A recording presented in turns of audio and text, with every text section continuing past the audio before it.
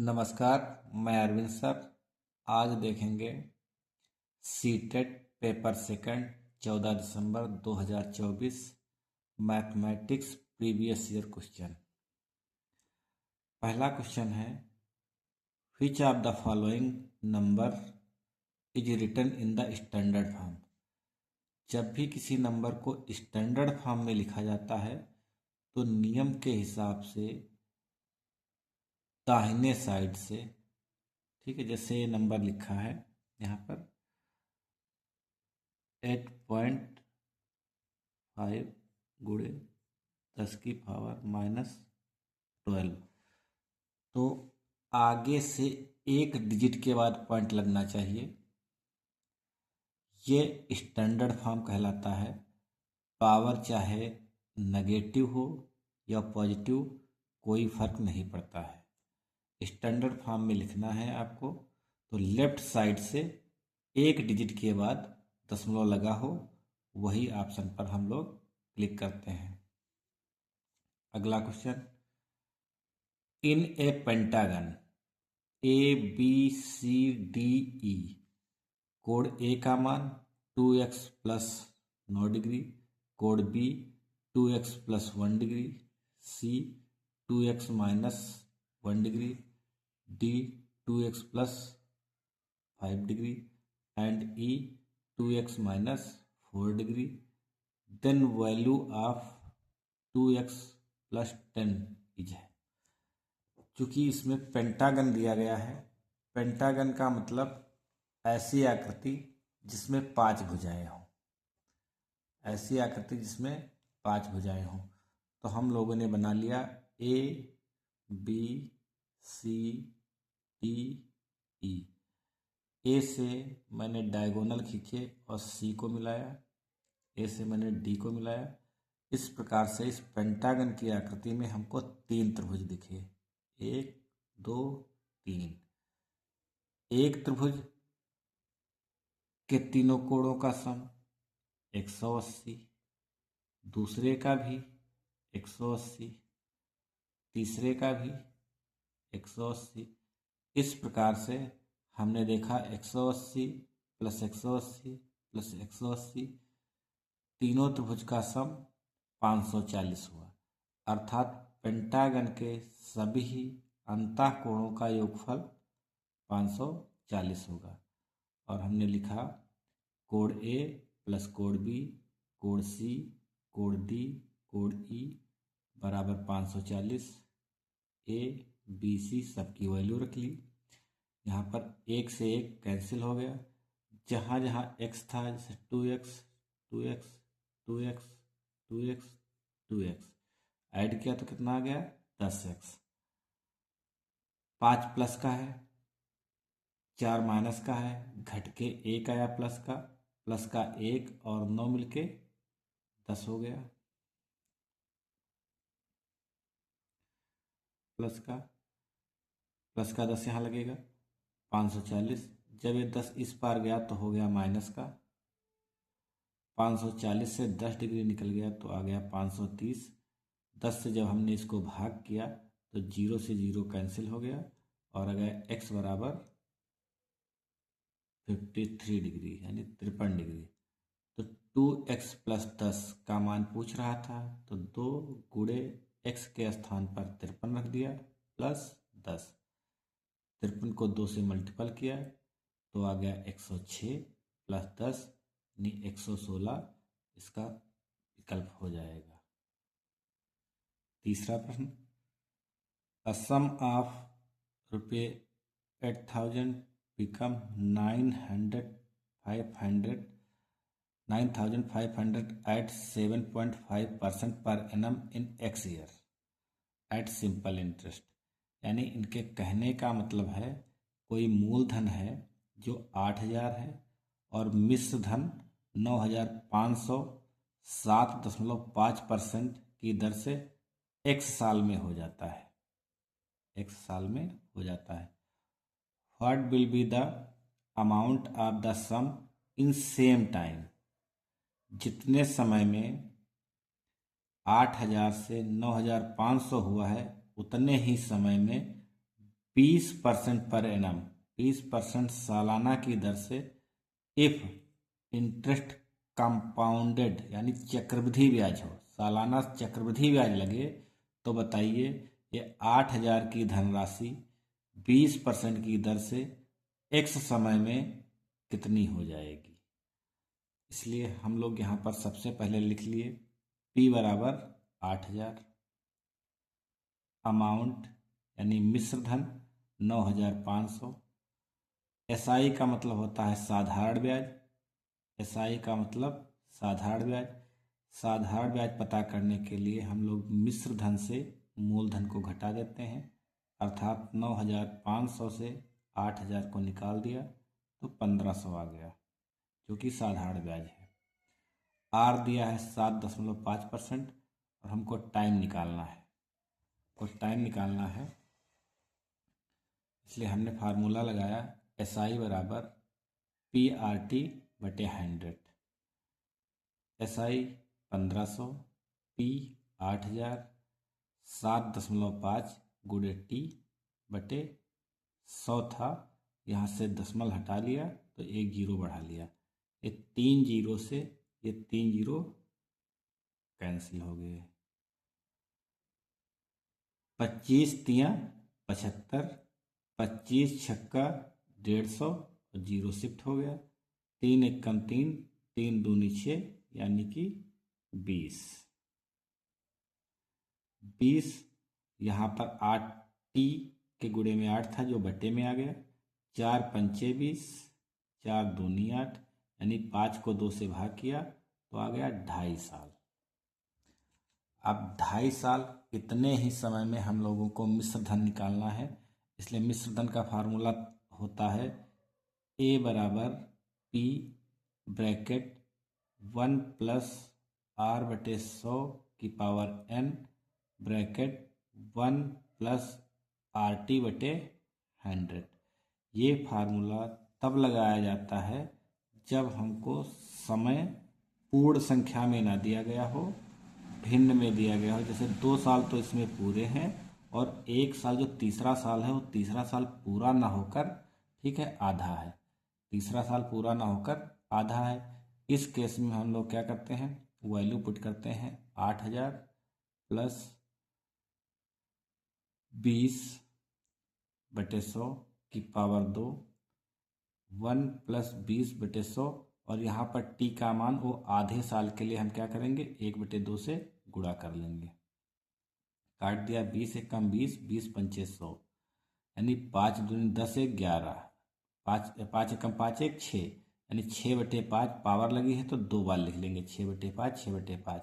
यहाँ पर आ जाएगा 20 एकम 20, 20 पंचे 100 यानी 5 दूनी 10, 10 एकम 10, 10 एक 11 यानी 11/10। एक जीरो से एक जीरो कैंसिल कर दिया, बचे हम 25, 25 तियाँ 75, 80 से 75 निकला, 5 रह जाएगा, पीछे का जीरो मिलाकर 50 हुआ, 25 दूना 50 अर्थात 32, 32 गुणे 6 छाक 36 और 11, 32 को 36 से गुणा किया, 6 दूनी 12 के 2 हासिल आया 1, 6 तियाँ 18 1 19, 3 दूनी 6, 3 तियाँ 9, 2 9 6 15 के 5 हासिल आया 1, 9 1 10 1 11। अब 1152 को फिर 11 से गुणा किया, 1 से गुणा किया 1 2, 1 से किया तो 5, 1 एकम 1, 1 एकम 1, फिर 1 से करेंगे तो वही रिपीट हो जाता है, तो एक डिजिट छोड़कर आगे बढ़ जाते हैं, 2 5 1 1 लिख लिया, 2 5 2 7 6 2 1 और इस प्रकार से हमारा यही अमाउंट हो जाएगा, यही हमारा मिश्र धन हो जाएगा उतने ही समय में जितने समय में साधारण ब्याज निकाला गया था। चौथा क्वेश्चन है the two corresponding angle form by the intersection of two parallel line by a transversal are 3x - 20 and 5x - 60, then the value of 4x + 30 is। यानी इनके कहने का मतलब होता है करस्पॉन्डिंग मतलब संगत कोण, करस्पॉन्डिंग एंगल का मतलब होता है संगत कोण। इंटरसेक्स मतलब जो कट कर रहे हैं। जैसे मान लो हमने यहाँ पर दो लाइनें समांतर मान ली, एक लाइन का नाम M है, दूसरी लाइन का नाम N है। उसको एक ट्रांसवर्सल का मतलब होता है तिर्यक रेखा जिसका नाम T है, कट कर रही है। तो संगत कोण करस्पॉन्डिंग का मतलब होता है संगत कोण, जो एक जैसी संगत रखें। जैसे देखिए इस लाइन के ऊपर है, उसी प्रकार से इस लाइन के ऊपर है। LHS में हो तो LHS में, RHS में हो तो RHS में। क्योंकि ये RHS में है तो RHS में लाइन के ऊपर वाला और RHS में लाइन के ऊपर वाला दोनों संगत कोण होंगे। इस प्रकार इसका ये संगत कोण होगा। संगत का मतलब एक जैसी संगत रखने वाले।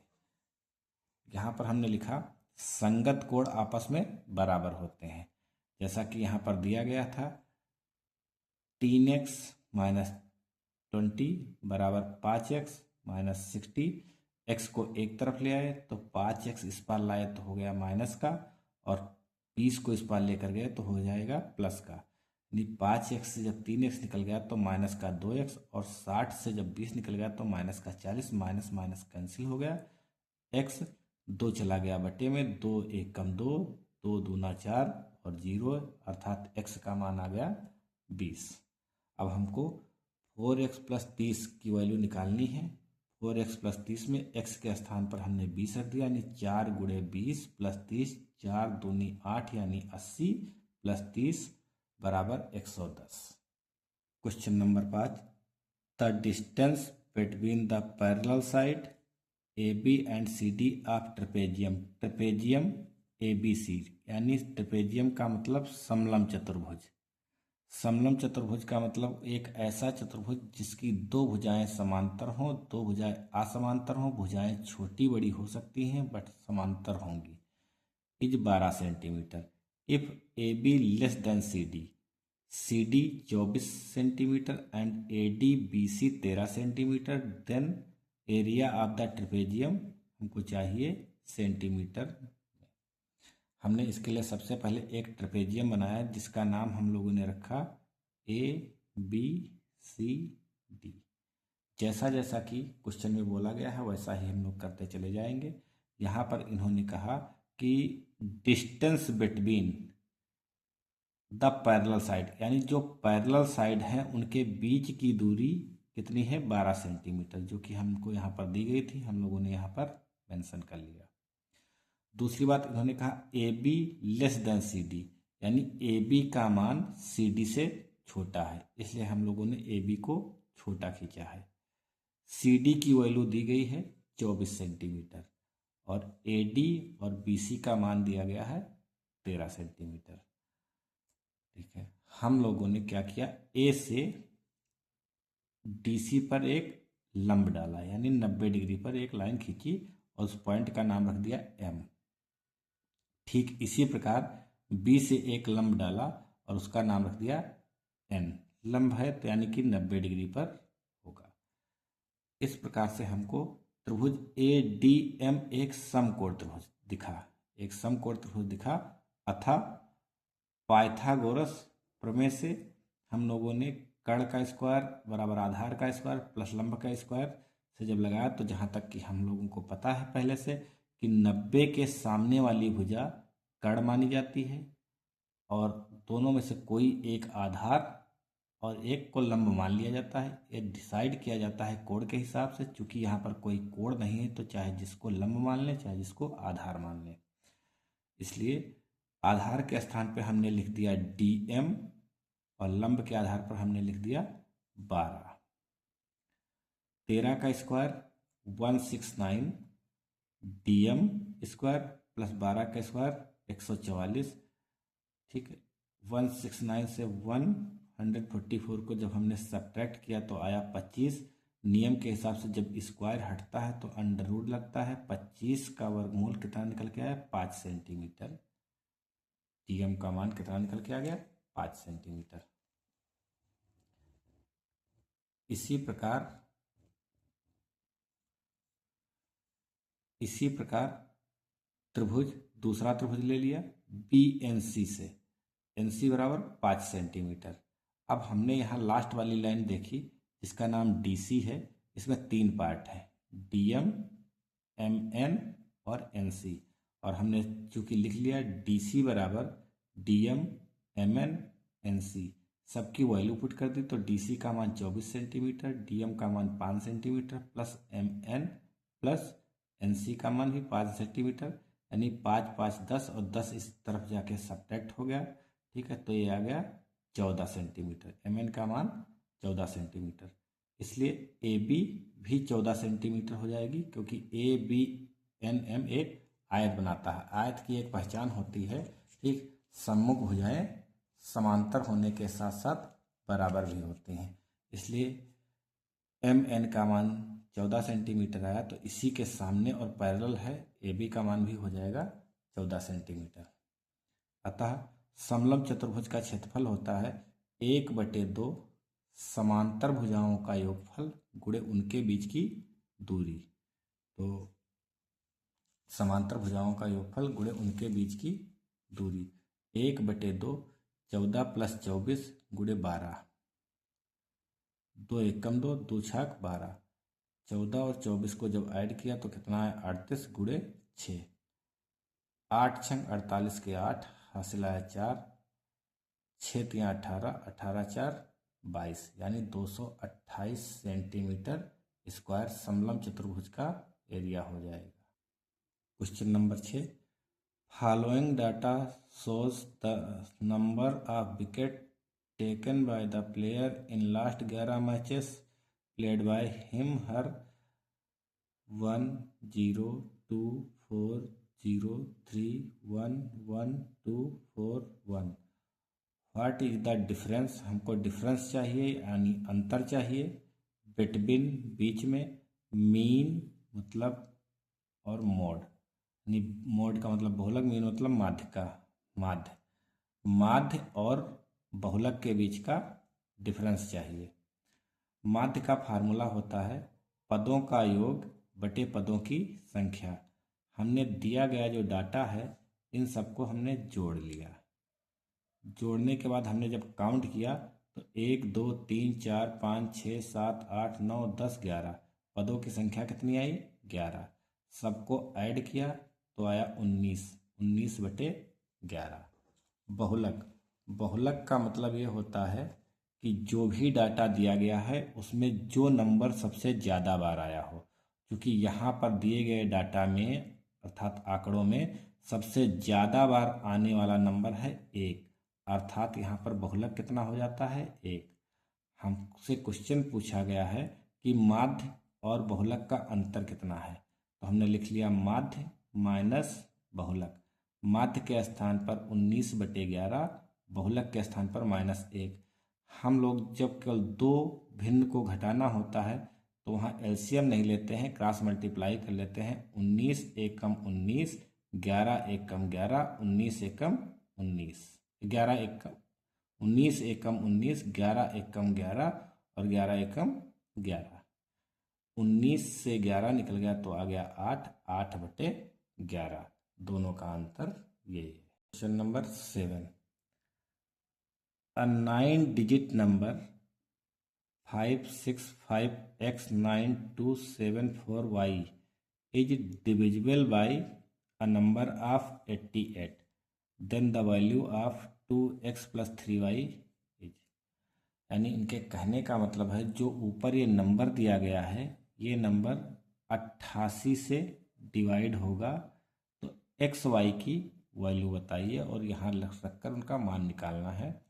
अर्थात जैसा कि हम लोगों को पता है कि 88 के अगर हम फैक्टर करते हैं तो आता है 11 × 8 बराबर 88, यानी जो नंबर 11 से कट जाएगा और 8 से भी कट जाएगा वो नंबर 88 से कट जाएगा।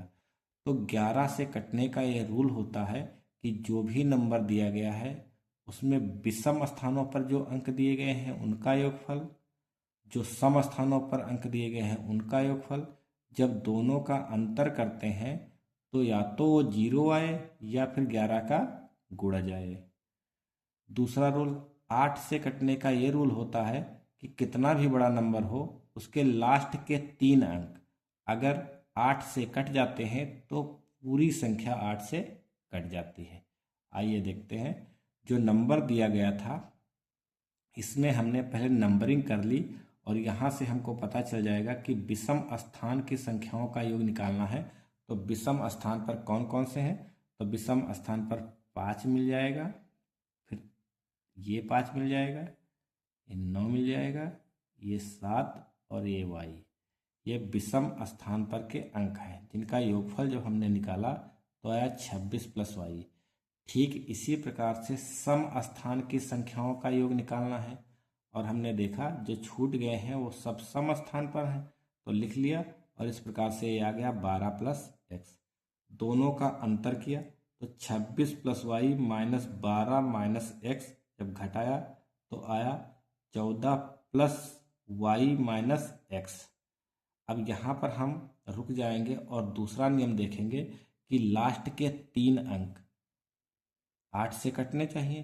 तो हमको पता है कि 8 से काटने के लिए हम पहले पढ़े तो 8 9 72, यानी 74 से 72 निकल गया। ठीक है, तो बचा 2 के पीछे अगर 0 लगाएंगे तो 8 से नहीं कटेगा, 1 लगाएंगे तो नहीं कटेगा, 2 लगाएंगे तो 22 हो जाएगा, नहीं कटेगा, 3 लगाएंगे तो 23 हो जाएगा, नहीं कटेगा। तो जब y के स्थान पे 4 रखेंगे तो 2 यहाँ से बचा था और पीछे 4 मिलके हो जाएगा 24, यानी 8 या 24 और पूरा पूरा कट जाएगा। इससे ये तो कन्फर्म हो गया कि y का मान 4 रखा जाएगा। जैसे हम लोगों ने यहाँ पर y का मान 4 रखा तो जोड़ा तो आ रहा है 18। अब 18 से हम कितना घटा दें कि ये 11 हो जाए या फिर 11 का गुणज बना रहे या फिर 0 हो जाए। तो 18 से जब हम 7 घटाएंगे तो क्या आ जाएगा 11। इससे ये पता चल गया कि y का मान 4 और x का मान 7 होना चाहिए। अगला जो मान हमको निकालना था 2x प्लस 3y। 2 गुणे x का मान 7 है तो 7 रख दिया, प्लस 3 गुणे 4 यानी 7 दूनी 14 और 3 चौक 12, दोनों को ऐड किया तो हमको पता चल गया, ठीक है, 26, जो कि इसका answer. Question number 8, O is a point on line AB. Ray OC and OD are drawn on the same side, यानी एक तरफ AB के एक साइड में हमने 2 लाइन खींची जिसका एक का नाम OC है दूसरे का नाम OD है और O जो है AB पर कहीं एक पॉइंट है। सच दैट जो OC है वो OD पर परपेंडिकुलर है अर्थात 90 डिग्री पर है। कोड AOC x एंड कोड BOD 3x, then BOD is equal to, यानी BOD का मान पूछे हैं। इसके लिए सबसे पहले हम लोगों ने एक लाइन खींची जिसका नाम रख लिया AB। AB पर हमने एक पॉइंट मान लिया O से C को मिलाया और OD को खींचा जो कि OC और OD के बीच में 90 डिग्री का कोण बन रहा है, क्योंकि ऊपर बोला गया है कि OC लंब है OD पर, यानी 90 डिग्री पर है। ये इसका मान यहाँ पर दिया गया है AOC x और BOD 3x।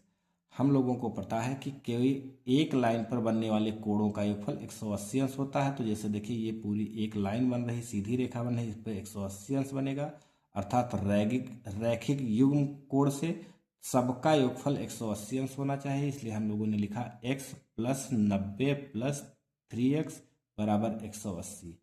ऐड किया तो आ गया 4x और 90 इस साइड में जाकर, ठीक है, सब्ट्रैक्ट हो जाएगा, अर्थात 180 से 90 निकल गया तो 90 आया। x 4 इसके नीचे पहुंचा यानी 45/2।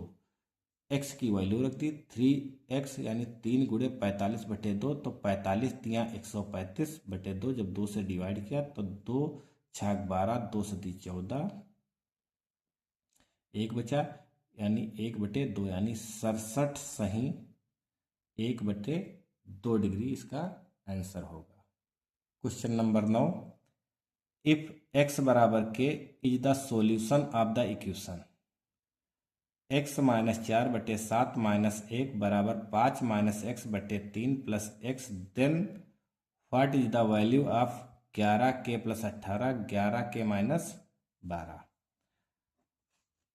हम लोगों ने यहाँ पर क्वेश्चन लिख लिया और यहाँ पर कह दिया x के स्थान पर k रखने पर, यानी जहाँ जहाँ क्वेश्चन में x दिया गया था उसके स्थान पर हम लोगों ने x रख ली, x के स्थान पर k रख लिया। यहाँ पर हम अभी सीखे थे कि जब दो स्टेप को सॉल्व करना होता है तो हम एलसीएम ना लेकर कैंची का गुणा कर लेते हैं। तो देखिए एक से जब इसको गुणा किया तो k-4 और माइनस का साइन लगा है, 7 एकम 7, 7 एकम 7 नीचे भी लिख लिया। ठीक इसी प्रकार ठीक है 5 माइनस के से गुणा किया एक को तो कोई फर्क नहीं पड़ा, प्लस 3k और 3 एकम 3, देखा के और ये दोनों जुड़ गए तो हो गया k-11/7, इस साइड में आ गया 5 और 3k से जब एक के निकल गया तो आ गया 2k। फिर कैंची का गुणा किया तो इसको इस स्टेप से किए पूरे से और इसको इस स्टेप से पूरे से किए 7 को, तो यानी 3k-33, यहाँ 7 बचे 35, 7 दूनी 14k। गिनती एक तरफ और अक्षर एक तरफ ले गए, गिनती अक्षर एक तरफ लेकर गए। तो 3k-33, हाँ ठीक है, तो 3k माइनस से कितना आ गया, ठीक 14k, 35 इस साइड में गया तो प्लस का 33, यानी कि घटाया 14 से 3 निकला यानी कि 11k, यहाँ पर आ गया 68, यानी k बराबर 68/11। माइनस नीचे हो या ऊपर, ऊपर ही माना जाता है k का मान रखने पर, यानी जहाँ जिसका मान निकालने के लिए है वहाँ k का मान रखने पर, अर्थात हमको यहाँ पर k का मान रखना है। तो k का मान रखने के लिए हमने पहले पूरा क्वेश्चन नोट कर लिया और यहाँ पर k का मान रखने पर 11 गुणे -68/11 प्लस 18 अपान 11 गुणे -68/11 माइनस का 12, 11 से 11 कैंसिल, नीचे भी 11 से 11 कैंसिल, तो यहाँ आ गया माइनस का 68 प्लस 18, यहाँ आ गया माइनस का 68 माइनस का 12। जब इसमें से घटाया तो ऊपर आ गया माइनस का 50, यहाँ दोनों ऐड हो जाएंगे तो हो जाएगा माइनस का 80, 0 से 0 कट गया, माइनस से माइनस कट गया और आंसर आ गया 5/8। Question number 10, the cost price of an article is ₹750, it is sold for ₹608 by giving 24% discount on its market price. Market price का मतलब अंकित मूल्य अर्थात छपा हुआ मूल्य। Had it been sold on its market price, कह रहे हैं अगर इसको मार्केट प्राइस पर बेचा जाता, then what would have been the profit percent, तो इसका प्रॉफिट परसेंट कितना होगा। ये 10 स्टार लिखा था। हम लोगों ने यहाँ पर देखा CP 750, अर्थात CP का मतलब कास्ट प्राइस अर्थात क्रय मूल्य। MP का मतलब मार्केट प्राइस अंकित मूल्य, छपा हुआ मूल्य, उसको हम लोगों ने मान लिया X है। ये तो बाद में आया है, हमने यहाँ पर पहले X माना है। डिस्काउंट कितना देना है इस पर 24%, जैसा कि इसमें बोला गया है। सेलिंग प्राइस यानी विक्रय मूल्य कितना है 608 रुपये, तो यानी कि माना मार्केट प्राइस जैसे कोई 100% था, 100% में अगर आपने 24% की छूट दे दी तो कितना बचेगा 76%।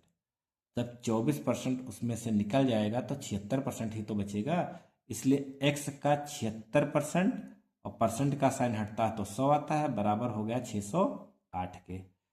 ठीक, हम लोगों ने इसको काटा, 4 एकम 4, 3 बचा तो 6 मिलके 36 हो गया, 4 9 या 36, 4 एकम 4, 4 पंचे 20, 4 दूनी 8 कट गया। फिर 19 एकम 19, 19 अट्ठे 152, और जब क्रॉस मल्टीप्लाई किया तो 100 से 8 को गुणा किया तो x का मान आ गया 800। अर्थात इस प्रकार मार्केट प्राइस अर्थात अंकित मूल्य का मान आ गया 800। 800 का छपा है, 750 रुपये आपकी लागत लगी है, यानी 50 रुपये का आपका फायदा हुआ।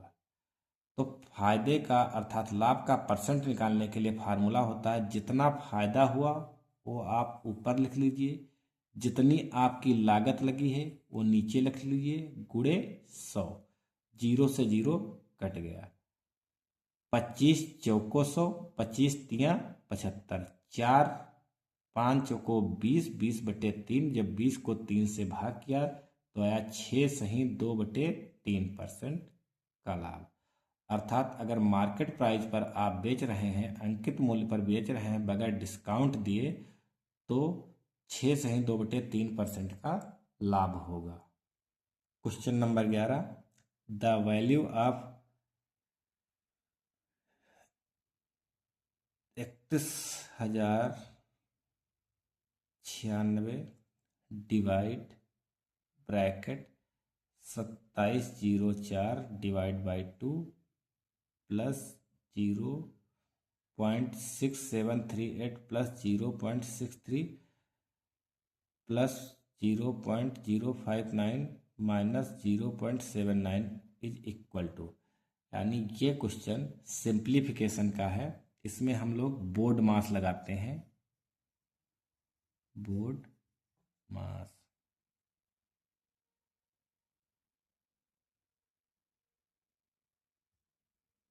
Board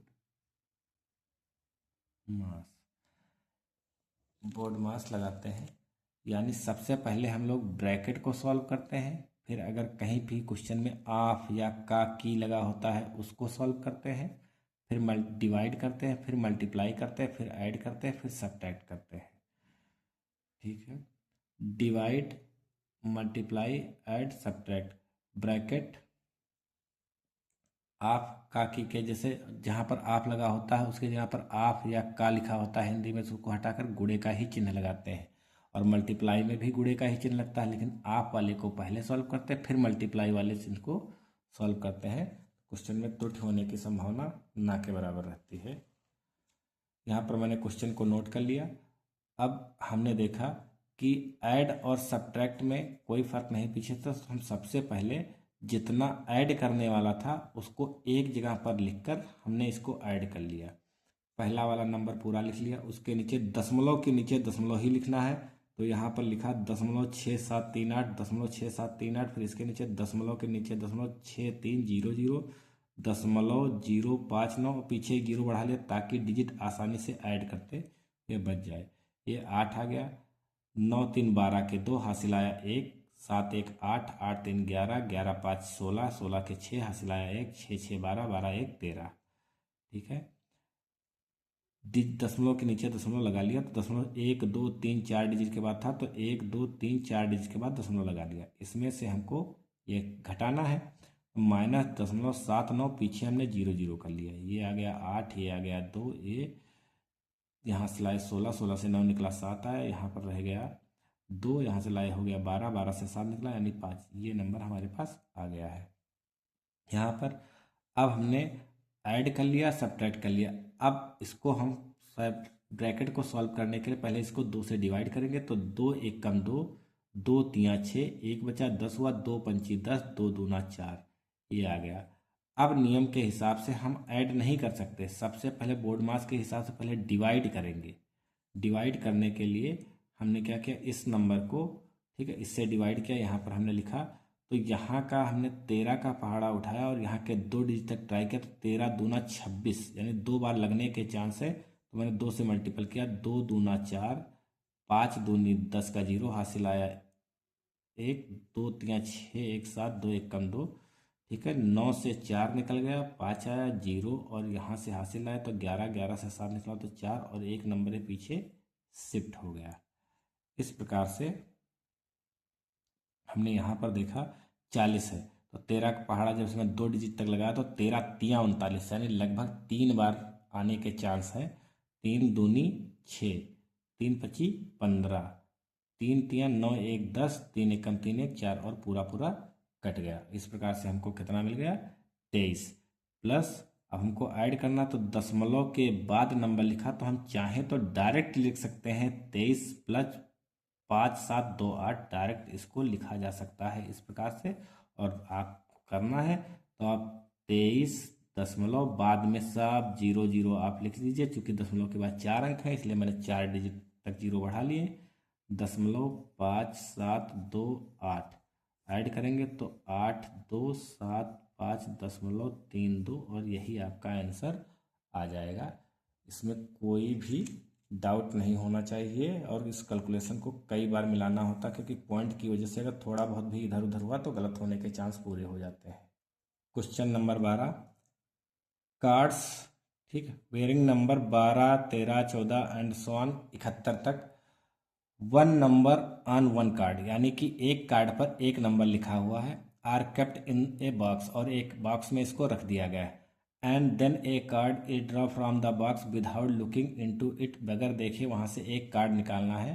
what is the probability that the card drawn has the number which is not prime, उसमें से क्या प्रायिकता है कि प्राइम नंबर ना निकले।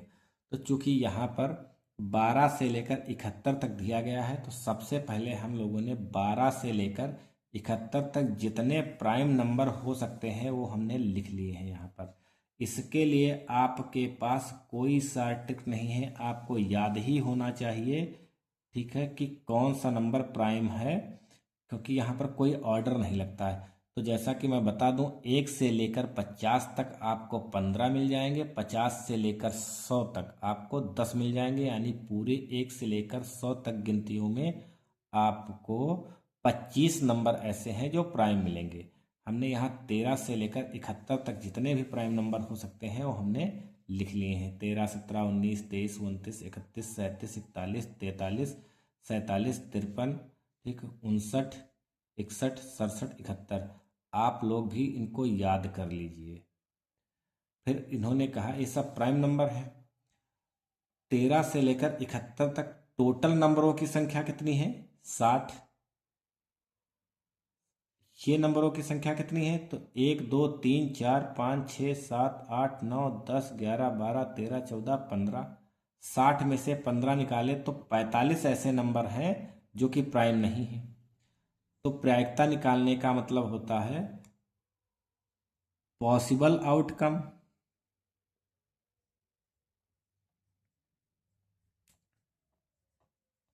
Possible outcome upon total outcome, यानी कि आने की संभावना कितनी है और कुल आने की संभावना कितनी है। तो चूंकि 45 ही नंबर ऐसे हैं जो कि प्राइम नहीं है, अर्थात अभाज्य नहीं है, तो पॉसिबल आउटकम यानी आने की संभावना है 45 और टोटल नंबर है 60, इसलिए टोटल आउटकम हो गए 60। 15 तिया 45, 15 चौको 60, 3/4, ठीक है, प्राइम ना आने की संभावना हो जाएगी। Question number 13, the distance covered in metre by a wheel of radius 25 centimetre, 350 round, use pi बराबर 22/7। यानी इनके कहने का मतलब एक पहिया है जिसकी त्रिज्या कितनी है। मान लिया कि कोई एक पहिया है जिसकी त्रिज्या है 25 सेंटीमीटर, त्रिज्या 25 सेंटीमीटर है, तो कह रहे हैं वो 350 राउंड में कितनी एरिया, कितनी दूरी अर्थात डिस्टेंस कवर करेगा। तो हमको पता है कि कोई भी पहिया, कोई भी चक्का एक बार में अपनी परिधि के बराबर दूरी कवर करता है, अपनी परिधि के बराबर दूरी कवर करता है। तो व्हील जो है वो वृत्ताकार होता है, वृत्त का मतलब जो परिधि होती है 2πr, यानी 2 × 22/7, क्योंकि पाई का मान इन्होंने 22/7 रखने के लिए कहा है, आर का मान है 25, तो एक राउंड में इतनी दूरी तय करेगा। चूंकि राउंड लगाने हैं 350, इसलिए हम साथ में ही 350 से गुणा कर रहे हैं ताकि बार बार लगाना ना पड़े। 7 एकम 7, 7 पचे 35, यहाँ यानी आ गया 50। अब 25 दूना 50, 50 को 50 से गुणा किया है तो 2500, 2500 को 22 से गुणा किया है तो आया 55,000। ये आया सेंटीमीटर में, और आंसर हमको चाहिए मीटर में, तो हमने इसको सेंटीमीटर से मीटर में ले जाने के लिए 100 से भाग कर दिया और हमारा आंसर आ जाएगा 550 metre. Question number 14, one of the factor of piece p q square plus 4 PQ plus 45 PR² minus 60 PQR minus 60 RP। नीचे 4 ऑप्शन दिए गए हैं। क्योंकि यहाँ पर 1 2 3 4 5 स्टेप हैं, 5 स्टेप में कॉमन लेना थोड़ा कठिन है, तो हमने इसको 6 स्टेप में कन्वर्ट कर लिया। और जहाँ पर 60 लिखा है इसको 2 बार हम लोगों ने 30 PQR में तोड़ दिया। सबसे छोटे वाले स्टेप को हम पहले उठाते हैं 4PQ 6RP, और इसमें देखते हैं कि क्या कॉमन मिल सकता है। तो यहाँ से हम लोगों ने हिंट ली 4PQ और 6RP में हमको 2P कॉमन मिल रहा है, 2P कॉमन मिल रहा है। तो जब हमने यहाँ से प्लस का 2P कॉमन लिया तो यहाँ पर आ जाएगा 2Q माइनस 3R।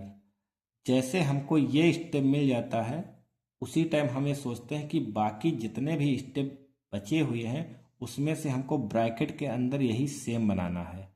और इसलिए हम लोगों ने पहले स्टेप जिस पे टिक लगा रखा है 20PQ² और माइनस का 30PQR में हमने देखा तो हमको 10PQ कॉमन मिल रहा है, और यहाँ से बच गया 2Q माइनस 3R। दूसरा ब्रैकेट भी सेम आ गया। अब तीसरे ब्रैकेट के बारे में सोचेंगे कि सेम लाना है, साइन का भी फर्क नहीं होना चाहिए। तो जो रह गया था बचा हुआ ये पार्ट और ये पार्ट, तो इसमें हमने देखा कि अगर हम 15PR कॉमन लेते हैं तो हमको मिल तो जा रहा है लेकिन 3 आगे मिल रहा है 2 पीछे मिल रहा है, इसलिए हमने माइनस के साथ कॉमन लिया, माइनस 15PR कॉमन लिया। तो यहाँ से आ जाएगा 2Q माइनस 3R। फिर हमने देखा ये भी स्टेप सेम हो गया, तीनों में हमको ये कॉमन मिल गया और रहा क्या 10PQ minus 15PR plus 2P। इनमें से ये ऑप्शन आपको मैच कर रहा, अर्थात इसका एक फैक्टर ये नंबर 2Q माइनस 3R हो जाएगा। Question number 15, PQRS is a parallelogram in which PQ 4x plus 1 centimeter, QR 26 centimeter, RS 25 centimeter and PS 3y minus 1 centimeter. Then the value of 3x plus 2y in centimeter। है ना, parallelogram दिया गया। Parallelogram का मतलब होता है समांतर चतुर्भुज, एक ऐसा चतुर्भुज जिसकी आमने सामने की भुजाएं बराबर हों और समांतर हों और बराबर हों, सम्मुख कोण भी बराबर हों। तो हमने यहाँ पर PQ जिसका जिसका जो मान दिया था हमने लिख दिया 4x plus 1 26 25 3x minus 3y minus 1 लिखा है। सिंस समांतर चतुर्भुज की सम्मुख भुजाएं बराबर होती हैं, अर्थात ये भुजा को इसके बराबर लिखा जा सकता है। 4x plus 1 बराबर 25, 1 को इस साइड में लेकर गए तो 4x 25 से जब 1 निकल गया तो आया 24, 4x बराबर 24 यानी x बराबर डिवाइड करेंगे 4 से, 4 1 कम 4, 4 6 24 यानी x बराबर 6 सेंटीमीटर। बिल्कुल ठीक इसी प्रकार 3y माइनस 1 बराबर 26 यानी 3y माइनस 1 बराबर 26, 1 को उस पार लेकर गए तो हो गया 27 यानी कि 3 आ जाएगा अपान में, 3 एकम 3, 3 9 27 यानी y बराबर 9। हमको वैल्यू निकालनी थी, हमको यहाँ पर वैल्यू निकालनी थी 3x प्लस 2y। तो हमने यहाँ पर 3 गुणे x के स्थान पर हमने 6 प्लस 2y के स्थान पर हमने 9 लिख लिया। ठीक है, 3x प्लस 2y 3 छक 18, 9 दूनी 18, 18 18 36, अर्थात 3x प्लस 2y का मान आ गया 36। Question number 16, which are the following rational number lie between -7/10 and -1/4। इसको सॉल्व करने के लिए कई मेथड हो सकते हैं, लेकिन मैं इसी मेथड से सॉल्व करता हूं और जिससे गलत होने के चांसेस ना के बराबर रहते हैं। 7 को मैंने 10 से भाग किया तो आया -0.70, 2 डिजिट तक मैंने कर लिया क्योंकि अगला 2 डिजिट तक आ रहा था तो इसको भी मैंने 2 डिजिट तक लिख लिया है। 1 को मैंने जब 4 से भाग किया तो आ गया -0.25। ठीक, यानी कि -0.70 से -0.25 के बीच में ही हमको नंबर निकालने हैं। तो इसको हम लोग ऑप्शन से चेक करते हैं। पहले वाले ऑप्शन को उठाया और 5 को 8 से भाग किया। अभी अभी माइनस आप भूल जाइए, दशमलव लगाया, जीरो बढ़ाया, 8 छंग 48, 50 से 48 निकला, 2 आया, दशमलव लगा ही, जीरो बढ़ाया, 8 दूनी 16। बस 2 डिजिट तक हमको चाहिए था, क्योंकि 2 डिजिट तक ही हमको चेक करना है। यानी -70 और -25 के बीच में -62 आ जाएगा, यानी ये तो अभी है। दूसरे को चेक करेंगे तो 20 को 3 से भाग करेंगे तो 3 छाक 18, फिर 3 छाक 18 यानी 0.66 आ रहा है। सबके आगे माइनस लगा है, माइनस यहाँ भी लगा है यानी यहाँ भी होगा, माइनस इसमें भी लगा तो माइनस यहाँ भी होगा। इसी प्रकार से 30 यानी 3/3 को 5 से भाग करना, दशमलव लगाया, जीरो बढ़ाया, 5 छक्का 30, एक बार जीरो बार लगा लेंगे ताकि 2 डिजिट कंप्लीट हो जाए। ठीक है, माइनस का 62, माइनस का 66, माइनस का 60, ये सारे नंबर -70 से -0.25, -0.70 से -0.25 के बीच में आ जाएंगे। और इस प्रकार से हमको पहला वाला ऑप्शन सही मिल जाएगा। अगर इसमें कोई एक भी मिस्टेक करता तो हम वहीं पर उसको छोड़कर अगले ऑप्शन को चेक करने लगते। Question number 17, if x is the smallest number which is to be subtract from 2605 to make it a perfect square.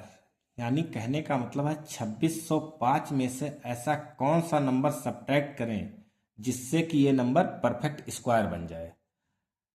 Then the value of 4x + 7 और इसकी वैल्यू हमको निकालनी है।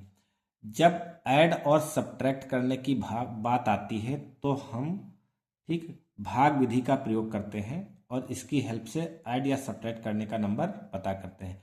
जब मल्टीप्लाई या डिवाइड करने की बात आती है तो हम लोग गुणनखंड विधि अर्थात फैक्टर विधि का प्रयोग करते हैं। ज़्यादातर केस में हम भाग विधि का ही प्रयोग करते हैं। नॉर्मल अगर कुछ कहता नहीं है तो हम भाग विधि का ही प्रयोग करते हैं परफेक्ट स्क्वायर बनाने के लिए या स्क्वायर रूट चेक करने के लिए, वर्गमूल निकालने के लिए। लेकिन अगर सब्ट्रैक्ट या ऐड की बात करता है तो हमें भाग विधि ही करना है। और मल्टीप्लाई या डिवाइड करने की बात करता है क्वेश्चन में तो हमको गुणनखंड अर्थात फैक्टर विधि ही करनी है। समझते हैं। 2605 यानी कोई भी नंबर का अगर हमें वर्गमूल निकालना है तो सबसे पहले हम बैक साइड से उसके पेयर बनाते हैं। आगे वाला पेयर बने तो, ना बने तो ठीक है, अगर नहीं बनता तो उतने में ही लगाते हैं, अगर बन जाता है तो बहुत अच्छी बात। तो यहाँ पर हम अगला पेयर देखते हैं जो लिखा है 26। तो 26 में किसी नंबर का पहाड़ा लगाना है जो उतनी बार पढ़ना। अगर 1 का लगाते तो यानी 1 एकम 1, 2 का लगाते तो 2 दूना 4, 3 का लगाते तो 3 तियां 9, 4 का लगाएंगे तो 4 चौक 16, 5 का लगाएंगे तो पचहम 25। देखो पचहम 25 यानी पचहम 25 यहाँ पर हमने लिख लिया। 26 में से 25 निकला तो 1 आया। अगला पूरा पूरा पेयर ही शिफ्ट होता है तो अगला पूरा पूरा शिफ्ट होगा तो हो गया 105। ये नंबर नीचे ऐड होकर लिखा जाता है यानी 5 5 10 आ गया। अब ये यहाँ पर 10 है, यहाँ पर 105 है, यानी कि टेबल कितनी बार लगेगी। तो आपको ये सोचना है कि 10 एकम 10 यानी एक बार के चांस हैं। यहाँ के 2 डिजिट उठाए, यहाँ तक 2 डिजिट में लगाया। अगर 2 डिजिट में लगने के चांस है तो उतने में लगाते हैं, नहीं तो 3 तक सोचते हैं। तो 10 एकम 10 यानी एक बार, तो एक बार फिर से लगा दिया। 1 एकम 1, 1 को 0 से किया 0, 1 एकम 1 यानी 4 आ गया। अगर ये 4 एक्स्ट्रा ना होता, अगर ये 4 एक्स्ट्रा ना होता तो ये परफेक्ट स्क्वायर बन गया होता। यानी कि घटाने के लिए ये 4 ही एक्स्ट्रा आ रहा है। तो x का मान कितना आ गया 4, क्योंकि एक पहली बार 5 का लगाए थे तो 5 नोट कर लिया, दूसरी बार 1 का लगाए हैं तो 1 लिख लिया। अर्थात ये 51 का परफेक्ट स्क्वायर होता अगर इसमें 4 घटा देते तो, यानी 2601। 4 घटा देते तो कितना आता 2601, जो कि 51 का परफेक्ट स्क्वायर है। 4 एक्स्ट्रा है। कह रहा था क्या सब्ट्रैक्ट किया जाए x का मान, तो x का मान 4 आ गया। अतः 4x + 7, x के स्थान पे 4 रखा, 4 चौक 16 + 7 यानी 16 + 7 23। अर्थात इसका आंसर कितना आ जाएगा 23। क्वेश्चन नंबर 18, लेट a की वैल्यू दी गई है 3x² - 8x + 11, b की वैल्यू दी गई -2x² + 12, c की वैल्यू दी गई -4x² + 7 एंड d की वैल्यू दी गई x² - x - 11। If a + b + c - d px² + qx + r then the value of p plus q plus r का मान निकालना है। हमने सबसे पहले क्या किया, यहाँ पर देखा A B C and D लिखा है, तो ए बी सी डी सबकी वैल्यू पुट कर ली और यहाँ पर p x square q x minus plus r लिख लिया।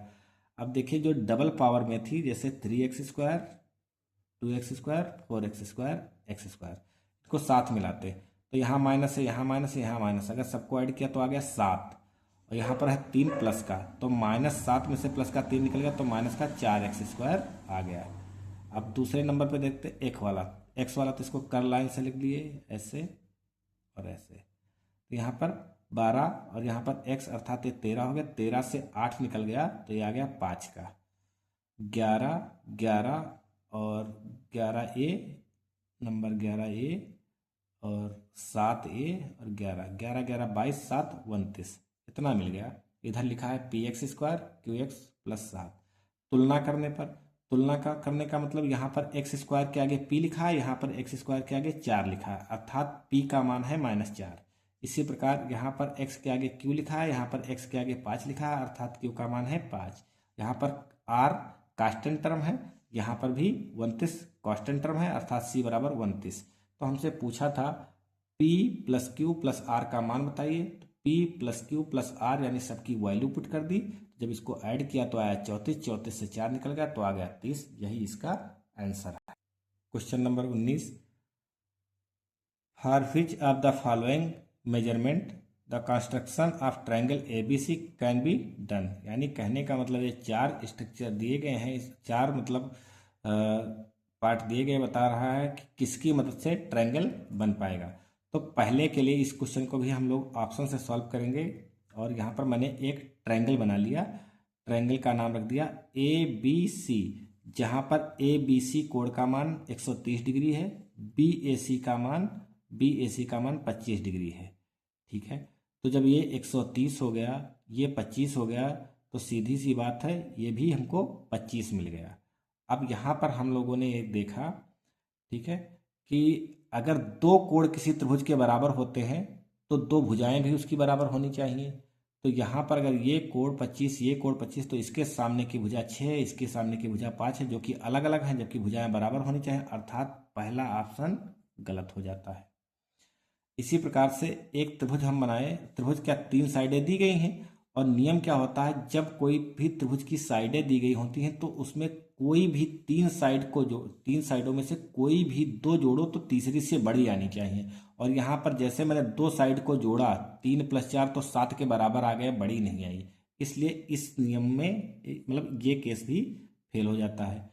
तीसरे में हमने देखा, ठीक है, एक त्रिभुज बनाया जिसमें 90 है, एक 60 है, एक 30 है, तो सबसे बड़ी खैर 90 के सामने कड़ है 4 है, इसको हम पाइथागोरस से निकालेंगे।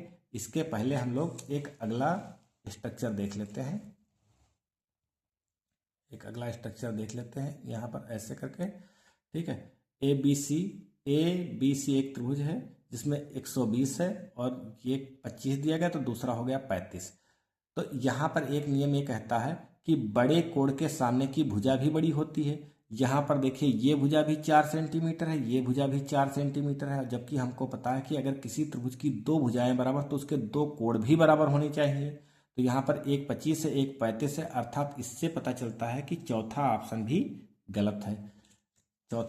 गलत है। इस प्रकार से हमारे पास एक ही बचता है, ए बी 8 सेंटीमीटर, ठीक है, BC 4 सेंटीमीटर, ठीक है, BCA 90 और ये 60, तो ये 30 हो जाएगा और ये एक प्रकार से समकोण त्रिभुज बन जाता है। और पाइथागोरस से हम तीसरी भुजा निकाल लेंगे जो कि आ जाएगा। इसके कुछ नियम हमने लिख रखे हैं, जैसा कि देखते हैं, बराबर कोणों के सम्मुख भुजाएं बराबर होती हैं, इस नियम से पहला केस फेल हुआ था। त्रिभुज की दी गई भुजाओं में से किन्हीं 2 भुजाओं का सम सदैव तीसरी से बड़ा होना चाहिए, इस नियम से दूसरा केस फेल हुआ था। बराबर भुजाओं के सम्मुख कोण बराबर होते हैं, इस नियम से चौथा केस फेल हुआ था। और इस प्रकार से हमारा तीसरा ऑप्शन सही आ जाता है।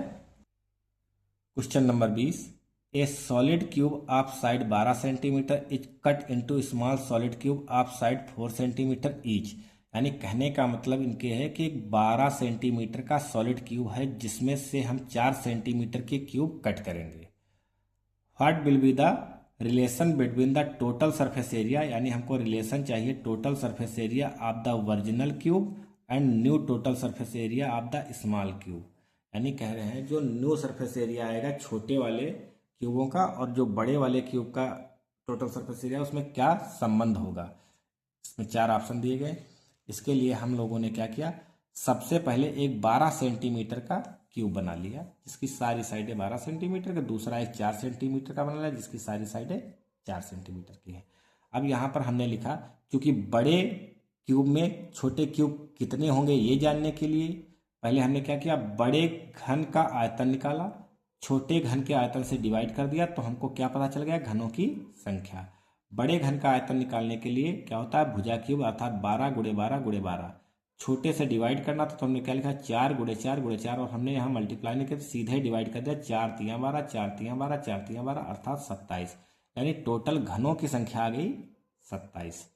नया कुल पृष्ठीय क्षेत्रफल बटे पुराना अर्थात बड़े घन का क्षेत्रफल, पुराना अर्थात ओरिजिनल अर्थात बड़े घन का क्षेत्रफल, कुछ भी लिखा जा सकता है।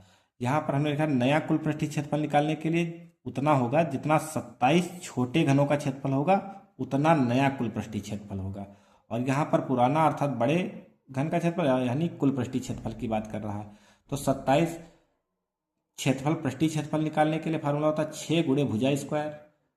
ठीक है, 6 गुणे भुजा स्क्वायर, छोटे थे तो यानी 4 गुणे 4, यहाँ पर बड़ा है तो 6 गुणे 12 गुणे 12, यानी 6 से 6 कटा, 4 एकम 4 4 तियां 12 4 एकम 4 4 तियां 12।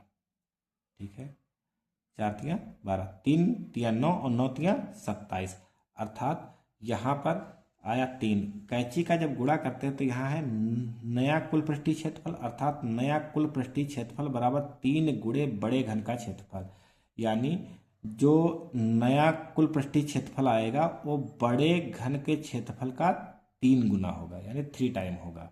अर्थात इस हिसाब से अगर इसमें देखें तो पहला ऑप्शन सही होता है, new total surface area will be thrice the original total surface area. इस प्रकार से पहला पेपर जो हमने सॉल्व कराया है 2014 का, नेक्स्ट पेपर नेक्स्ट वीडियो में सॉल्व कराएंगे। धन्यवाद।